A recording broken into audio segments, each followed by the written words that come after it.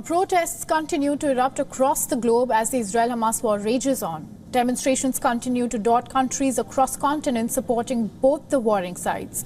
Hundreds of people protested outside New York's Grand Central Terminal and demanded a ceasefire between Israel and Hamas. The protest forced officials to shut down one of New York City's major transit hubs. The Metropolitan Transportation Authority said that on its website that the terminal was closed until further notice due to the protest.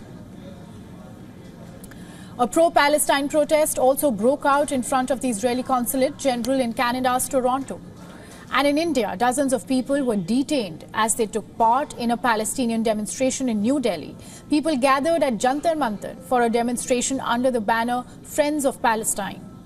After Friday prayers, dozens of demonstrators protested a few hundred meters from the Israeli settlement of Bethel near Ramallah.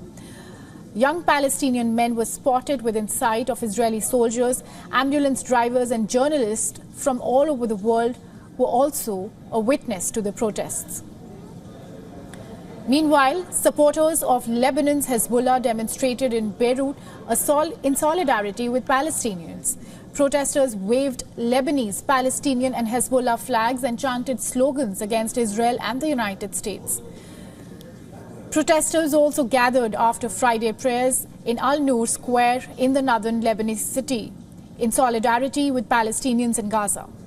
Back in Israel, families and friends missing Israelis set up an empty Sabbath dinner table to inspire hope for the safe return of their loved ones. Vacant chairs were covered with images of those missing while friends and family members sang and held prayers in their honor. At least 224 hostages are reported to be held in Gaza. Hamas has freed 4 so far. A similar setup propped up in the United States. The Israeli-American Council set up a 222-seat empty Shabbat table in New York's Times Square. The empty chairs represent hostages held captive by Hamas in Gaza, and the Council called the installation a call for awareness and demanded immediate action towards their release.